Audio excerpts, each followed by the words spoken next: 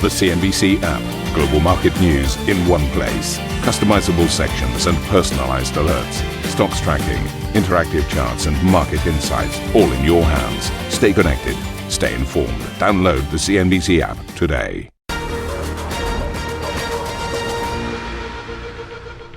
Hello, it's Monday morning. Very warm welcome to Squawk Box Europe. I'm Ben Boulos with Ian King, and these are your headlines. Vacate your engine room. Vacate your engine room. We're prepared to subject you to disabling fire.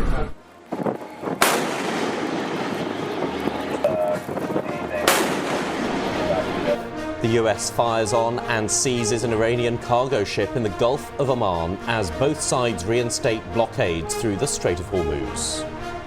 President Trump says a U.S. delegation led by Steve Witkoff and Jared Kushner will be heading to Pakistan for peace talks, but Iran says it's not going, with a delicate truce set to expire tomorrow. Oil prices surge on fading prospects of a lasting ceasefire, while futures post a sharp pullback. DAX called lower by more than 1%.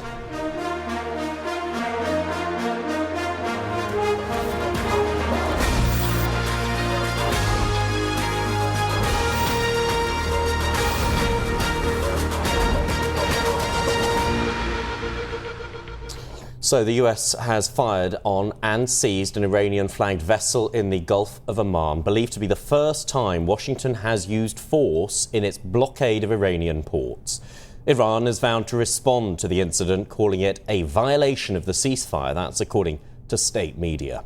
US Central Command released footage of the incident. Motor Vessel Toska. Vacate your engine room. Vacate your engine room. We're prepared to subject you to disabling fire.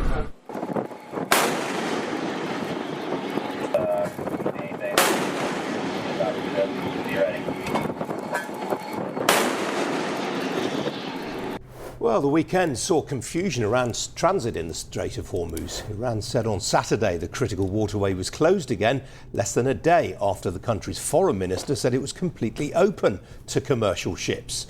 Tension is now in Islamabad, with a US delegation led by Vice President J.D. Vance expected to travel to the city for another round of peace talks today.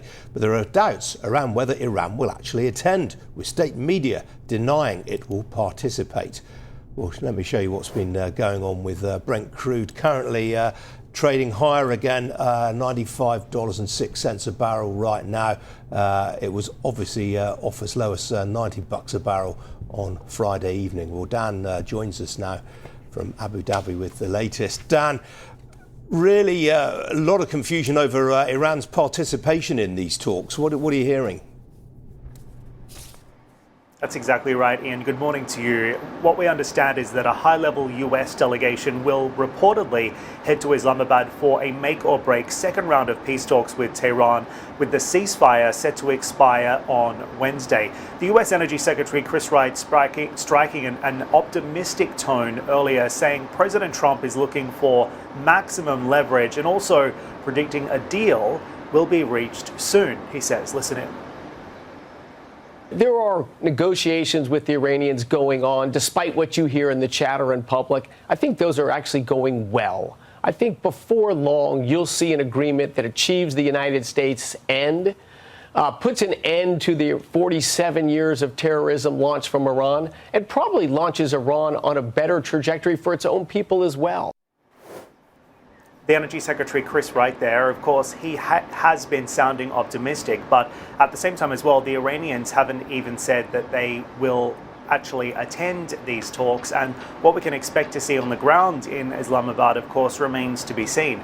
At the same time as well, President Trump also striking a very different tone on Sunday, Trump accusing Iran of a total violation of the truce, and he said if Tehran doesn't sign a deal, he threatened to, quote, knock out every single power plant and every single bridge in Iran. President Trump also revealed on Sunday that US forces had seized an Iranian-flagged ship in the Gulf of Oman, which is the first known use of force in the US blockade. The UK maritime trade operation also confirmed Saturday that IRGC gunboats opened fire on a tanker, and Reuters reported at least 2 other vessels came under direct fire as well. So we have seen a return to hostilities in the Strait of Hormuz after, of course, what was expected to be a calming of tensions there. We saw Iran's foreign minister also speaking on Friday, saying the waterway was going to be open, only to be publicly overruled by the Revolutionary Guard. And that split is really important because it exposes what we also know to be true, that the pragmatists seeking a deal are very far away from the hardliners who want more leverage at the table. And of course, they're not necessarily always on the same page, which is also adding to the confusion as we come into these talks. Certainly adding to the confusion inside the oil markets as well. We saw a huge whipsaw in the price of oil, down 10% on Friday on the Iranian foreign minister's comments, and then up almost 10% in Asia trade today. So markets certainly trading on the headlines here as well. It is reported that the Vice President, J.D. Vance, is expected to lead this U.S. team. He'll be joined by the Middle East envoy Steve Witkoff and Jared Kushner as well. But as I mentioned, the gaps here are very wide. Washington wants Iran to reopen the strait and surrender its enriched uranium stockpile and freeze enrichment for at least 20 years, as it's being reported. Tehran, for its part, wants continued control of the strait, full sanctions relief, and a much shorter suspension when it comes to that uranium enrichment. So a lot is riding on this as we come into the ceasefire deadline, which is quite literally now just hours away. Dan, have we heard anything specific from the regime in Tehran about the seizure of this vessel and what they made of it? They haven't necessarily commented either, which is also making this interesting. And what we usually see off the back of events like this is either statements from officials like the foreign minister or statements from the IRGC via its own official news channels. We haven't heard that either. So the Iranians largely staying quiet on this as they also seek to resume some kind of control over the Strait of Hormuz as well. So we're watching and waiting to see exactly how that situation develops. No doubt the Iranians likely to retaliate now that we have seen this ship being seized by the Americans. But of course, the president has suggested that he'd be looking to see exactly what was on board the ship. We haven't had any additional confirmation about exactly what's happening on the waterway at this point. And of course, that lack of transparency also makes the situation on the ground increasingly harder to follow as well. All right, Dan, for now, thanks for that. Well, let's have a look at what's happening on the markets. And the US futures are pointing to a pullback, a reversal of the rally that we saw on Friday. All of the three main benchmarks looking to give up ground once trading gets underway there. It's worth saying that all of the major averages notched gains last week. The Dow Jones, even behind its peers, the Dow Jones finished the week up 3%. The Nasdaq storming ahead with a close of 6.8% on the week. And also worth saying, in the Friday session, the S&P, the Nasdaq and the Russell 2K all touched new intraday highs and also closed at record highs as well. So the European futures, let's have a look at how that is likely to translate. Well, we're looking at a negative start to the trading week. Again, this a turnaround from a week in which all of the main European benchmarks closed the week higher than where they had begun. Remember, on Friday there was all that optimism around the announcement that the Strait of Hormuz would reopen. Then it was partially reshut by the U.S. blockade. Then Iran said it was fully reshut, and we're left with uncertainty now over the peace talks. So unsurprising to see the red on those futures indicators for the Monday session. The Ukrainian President Volodymyr Zelensky has criticised a US extension of a sanctions waiver on Russian oil already at sea, saying every dollar paid for Russian oil is money for the war. Countries are able to buy Russian oil at sea until the middle of next month. Let's bring in Matt Gertken, who is Chief Geopolitical Strategist at BCA Research. Matt, very good to have you with us. Just give us your overview, your take on the situation as it stands at the moment. I saw one diagram of a ship beginning to cross the Strait of Hormuz and then doubling back on itself. Do we know if there's any traffic going through at all? Well, right now, thank you. It doesn't seem like there is. You know, what we see is that the Iranians have a strategy: engage and tie down the president in negotiations, but then drag their feet, make the negotiations difficult, undermine them from within, so that the oil price remains uncomfortably high and you start to galvanize policy change in the United States. They want to play on the fact that the U.S. public is very divided over the war. And so that means getting a slow start to this negotiation, which is premised on a ceasefire and resumption of traffic, getting a slow start on that. And then in terms of the uncertainty around the talks, I mean, there are certain indicators, even before they've begun, that this is on shaky ground. The fact that the vice president isn't going this time, okay, it's a high-level delegation, but it's not the vice president. J.D. Vance won't be travelling to Pakistan. There are doubts about whether the Iranian regime is going to partake. And if they don't partake, you can't have talks with just one side present. Right. Now, that's exactly right. And that fits with that same strategy where the negotiations themselves are very tenuous, very flimsy. They've also had to be pushed back several days, and we see this ratcheting of tensions ahead of time to build leverage. So what that reflects, though, is not the fact that Iran can afford to have the president expand the attack to target their economic capacity. They really don't want that extension, and President Trump is constantly reminding them that he can take out power plants, bridges, economic capacity. So they do have a major incentive to continue to engage in negotiations. They're drawing them out in order to draw out the economic pain until the point at which they're absolutely forced to sit at the table. And that can, again, play to their favor as U.S. voters are going to be making up their minds. Usually middle of the summer is when U.S. voters really start to form their opinion. Fair point that, though, but the Americans are blockading Iran's ports. I mean, Iran can't string this out indefinitely. I mean, this blockade presumably is going to hurt them at some point. Yeah, I think that's right. And that's one of the strange dynamics here is that the U.S. has now moved to cutting off their government revenue with the blockade. And so it is starting to move on their economic ability. And that is one reason why they're now ratcheting back up and saying, well, we can punish the American economy as well. But we've already seen several times in this whole affair that the U.S. has a very low pain threshold. The U.S. consumer has a low pain threshold, but also the president does because of the midterm elections. Yeah, really good point you make that. I mean, is it me or is there an increasing tone of desperation in some of these posts that the president is putting out on social media? I mean, he's basically repeating himself over and over again, as you've been saying. Well, and I think the way we should interpret all of that is that during the fog of war, communications are deliberately deceptive. There's a lot of disinformation from both sides. And I think markets are finally starting to see this. The problem is that the market is reading it as a reason to get bullish because it's saying, we want to get back to the rally and we know that eventually they have an incentive to negotiate and come to a deal. But the problem is there is no solution yet to the nuclear part of the deal, which is why the war is happening. If you take away the nuclear issue, you can't really explain why the president attacked Iran during an election year.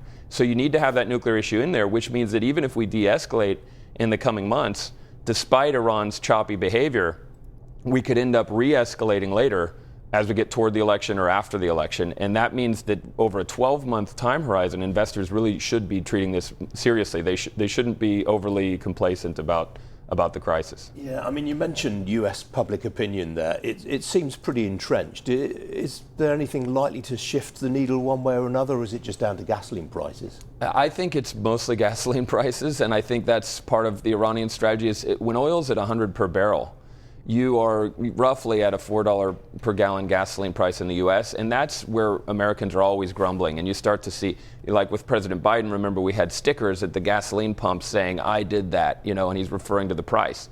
Now that can come back and bite President Trump.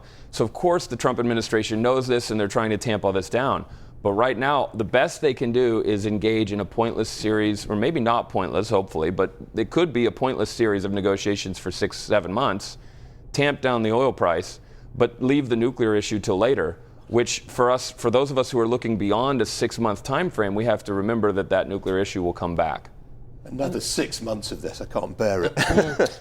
And Matt, I just wondered the update that I read shortly before we brought you into the conversation about the sanctions on Russian oil remaining eased, the extension of the sanctions waiver remaining in place for longer till the middle of next month. There is a circularity here, isn't there? Because if Russia is still making money from oil and it is supposedly, potentially, reportedly helping Iran, then that money essentially is going round to fund Iranian attacks on America and its Gulf allies. Yeah, I think that's a great point. So what that shows is that at some point the president will have to decide whether he's going to be the commander-in-chief pursuing long-term national security objectives, which would mean nuclear and reasserting control over Hormuz, or whether he's going to be the leader of the Republican Party focused on preventing a wipeout in the midterm elections. Right now, he's really still acting as the leader of the Republican Party, trying to salvage the Senate in the midterm election and trying to do some things to palliate this crisis. But if at any point the election becomes a lost cause, the president's incentives flip, and then he really must pursue that long-term objective, and that could mean ratcheting up sanctions on everyone who's helping Iran. It could mean enforcing the blockade much more stringently, and it could also mean attacking the economic capacity or even ultimately trying to topple the regime. In the meantime, we've got the congressional hearings into Kevin Walsh's appointment as Fed chairman tomorrow. Is that going to be fairly straightforward in your opinion? I'm not sure that the hearings will be straightforward, but what I am sure of is that there was a period where the president was attempting to pack the Board of Governors and manipulate the Fed. And what we've seen is a series of actions from the Senate and soon from the Supreme Court that will ultimately prevent him from personally controlling or creating a irresponsibly ultra-dovish Fed. And Matt, from when we look at what's happening in practice, the reality of the situation, and then we look at last week, in which the US benchmarks notched not one, not three new intraday highs and closed at three new record highs on subsequent days. Is there a risk that the financial markets are overly optimistic in their pricing of where we are? Because we may not even be past, but at best we may be past peak escalation. But we're not past peak impact financially and economically, are we? That's right. The markets are wrong on both counts. One, President Trump's pain point is actually quite a bit lower. You can have a full-fledged correction again in equities before he has to completely capitulate to this Iranian assertion of influence in Hormuz. But then beyond that, for the longer-term issues, Iran has a much deeper pain point than the market is really thinking about as well. And so what we see is that the market is believing this is like Liberation Day.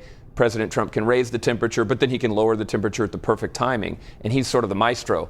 But we could be in a different situation now, and that's because Iran has been attacked and they have a higher pain threshold, and they're not really integrated in global markets. All right, Matt, got to leave it there. Matt Gerken, Chief Geopolitical Strategist at BCA Research. Good to see you this morning. Thank you. Thanks. Nice to see you. Right, coming up on the show, the UK Prime Minister Keir Starmer prepares for a high-stakes day in Parliament. Plus, Europe's chip players look to develop alternatives to Nvidia within the sector. And we'll dig into the impact of AI in the boardroom with Pippa Begg, the CEO of Board Intelligence. That's coming up at 7:45 London time. We'll be back after this short break.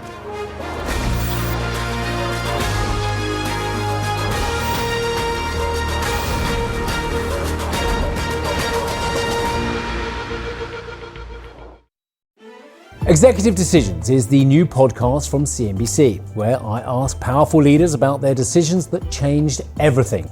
I'm Steve Sedgwick. Here's Miss Jo Malone, CBE. I started that first business of skincare. That's when I knew that I was in charge of my own life. And that's when the entrepreneur really, although I didn't know what the word entrepreneur meant, that's when the entrepreneur really took hold. That's Executive Decisions with me, Steve Sedgwick. Get it wherever you're listening to this.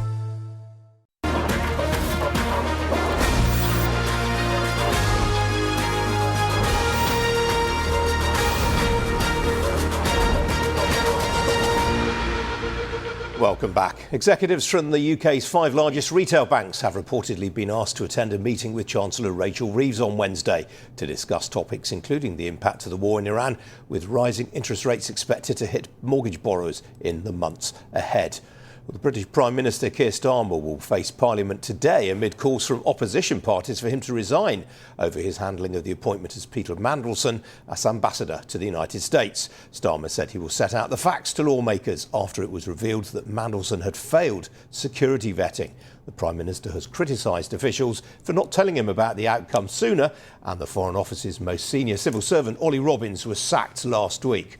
Well, Robbins is scheduled to speak to a parliamentary committee on Tuesday, with allies of the ousted official quoted in multiple UK media outlets defending his role in the vetting process, and a report in the Sunday Times suggesting he could take the government to an employment tribunal. Well, ministers have defended Starmer's decision-making, with the UK's Science, Innovation and Technology Secretary Liz Kendall telling Sky News that Robbins had made a mistake. The one thing I know about Keir Starmer is that if, even at the last minute, the day before the president's inauguration, he had been told that he had not been past the UK security vetting, he wouldn't have appointed him. So to be clear, withdrawn that. So to be clear, having announced that Mandelson was getting a job, if he had then discovered yes, he would that have that. Yeah, he would. There was not a clean bill of... He would have rescinded this. Yes, he would, yeah. You know what I think that the problem here is? And I'll tell you why, because he is a man of integrity. And there is no way that he would have proceeded with that. Whatever the so-called embarrassment, he would have thought that was wrong and he would not have done it. Trevor Phillips posing the questions to Liz Kendall and making her wriggle around a bit. Where do you think this story goes from here, Ben?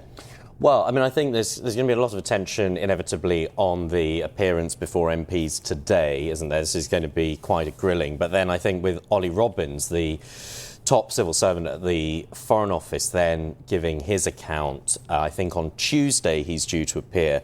I think that's going to be very closely watched as well. And, I suppose how closely the two accounts line up. But this is the sort of... if you can call it that, a distraction that a Prime Minister really doesn't want this close to local elections. For our international viewers, it's worth mentioning we've got local and regional elections coming up in parts of the UK less than a month from now. And, this sort of thing is what the Prime Minister and his team would rather not be focusing on. They'd rather be focusing on the election campaigns, wouldn't they? And they would rather that voters were focusing on other issues. This is the sort of issue that they really don't want at this kind of time. The thing that I struggle with, the thing that I really struggle to square here is Starmer is a lawyer. One of the hallmarks of his career has been an obsession with process and with the law. And yet there is also a very, very common attack line. Stephen Bush in the Financial Times over the weekend was very, very good on this.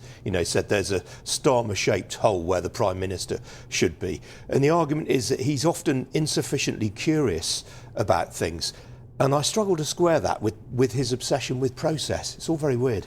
Yeah, and I think, I think we'll see sort of how this plays out. But again, there have been some, I suppose, in normal times, what would have been wins that the Prime Minister and his team would have been able to trumpet. We saw the GDP reading for the UK economy come in much higher than expected, 0.5% for the month for February last week. In normal times, they'd be trumpeting that to the hills. But, of course, there's this overshadowing it. There's also the fact that was a backward-looking reading that probably doesn't really factor in what's happening now and the impact on the economy going forward as a result of the Iran war. So I suppose maybe all of that plays into the considerations around it all. Yeah, absolutely. Well, the PMIs suggest that there's already been a slowdown since the start of the war. I just find that I think you're going to hear an awful lot about this over coming days, this incuriosity from the Prime Minister, because he was either very, very lax about all of this or someone's been misleading Parliament. I suspect it's probably not the latter. I suspect he just has been genuinely incurious. Yeah, and with lots of uncertainty around, I think there's one thing that you can be absolutely sure of. When those MPs get a chance to grill the Prime Minister, goodness, do they grill the Prime Minister? I'm sure there'll be some tough, very searching questions on all of the stuff that we have discussed, and plenty more, I'm sure, as well. In fact, we will get the political outlook take from former Liberal Democrat leader and former Business Secretary Vince Cable. That interview is coming up right here at 8:30 London time. The EU Commission is reportedly set to encourage working remotely as one of the measures to improve energy efficiency as member states grapple with the energy price shock caused by the war in the Middle East.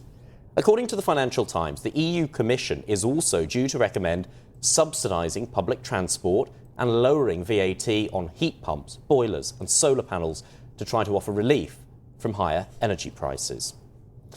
The Philippines, meanwhile, has announced a rollback in fuel prices, with diesel due to fall by about 25 pesos per litre. It's about 50 US cents. It is the second such move since the start of the Iran war.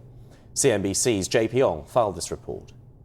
After weeks of surging energy costs, the Philippines may be seeing much-needed fuel price cuts for a second straight week.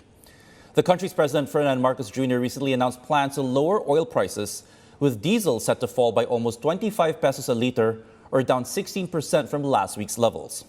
Falling fuel prices comes off the back of Brent crude's decline since the two-week ceasefire between the United States and Iran was declared, on hopes that a resolution to the conflict is within reach. And though Filipinos might soon be paying less at the gas stations, it's a far cry from where it was before the Iran war erupted. Since late February, diesel prices nearly tripled in the Philippines, pressuring commuters and transport operators and raising possible growth and inflation risks down the road. It's also complicated things for the Philippine Central Bank, which is set to decide this Thursday on a possible rate hike to rein in price pressures. That decision also comes a day after the April 22 deadline for the ceasefire, with both the U.S. and Iran accusing each other of violating the tentative ceasefire in recent days. And if hostilities in the Gulf region re-escalate again, that could lead to further volatility in oil markets, making the recent respite at the gas stations short-lived. For CNBC Business News in Singapore, I'm JP Ong.